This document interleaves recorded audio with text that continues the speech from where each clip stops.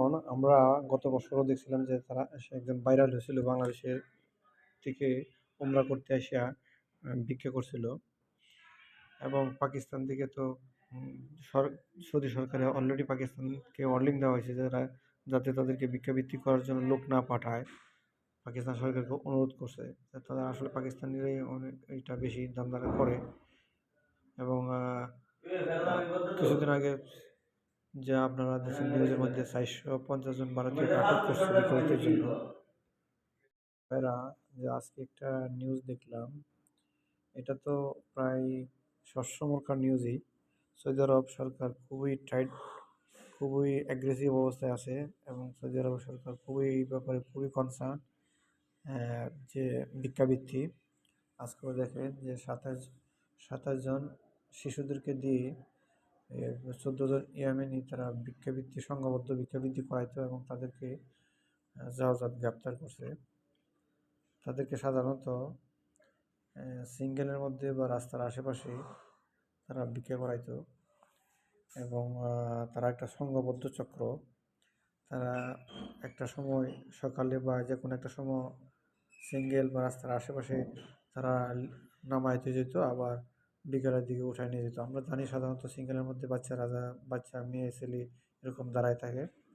তাদের একটা বড় অংশ হয়েছে গিয়া এই ইয়েমেনিরা এরকম ব্যবসা করে, বাচ্চাদেরকে দিয়ে ভিক্ষাবৃত্তি করায়।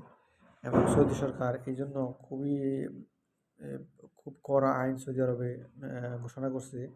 যারা এই কাজগুলো করায়, সংঘবদ্ধভাবে ভিক্ষা করায়, তাদেরকে সৌদি সরকারে বলছে যে তাদের হচ্ছে গিয়া যে 1 লক্ষ রিয়াল জরিমানা হবে।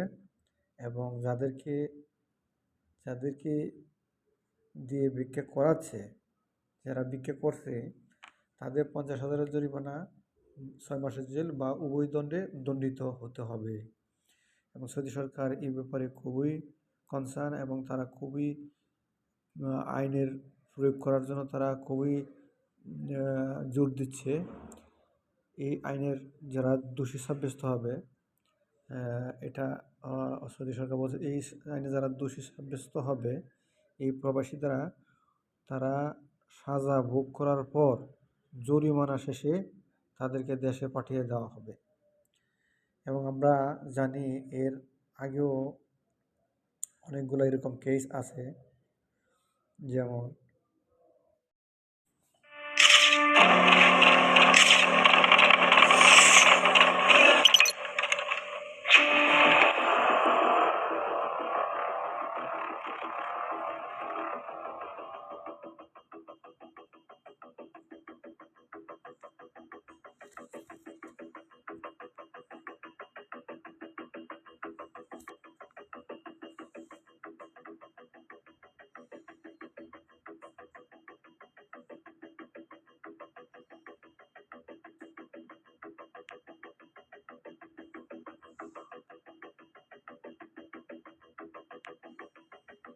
امتدادا لجهود الحملة الأمنية المستمرة لرصد وضبط المتسولين، ضبطت شرطة منطقة الرياض بالتنسيق مع الإدارة العامة للأمن المجتمعي ومكافحة جرائم الاتجار بالأشخاص على 14 وافدا من الجنسية اليمنية لمخالفتهم نظام مكافحة جرائم الاتجار بالأشخاص باستغلال 27 طفلا من الجنسية نفسها في التسول بالميادين والطرقات العامة، وجرى إيقافهم واتخاذ الإجراءات النظامية بحقهم وإحالتهم إلى النيابة العامة والتنسيق مع الجهات المعنية لتقديم الخدمات الإنسانية اللازمة لمن تم استغلاله.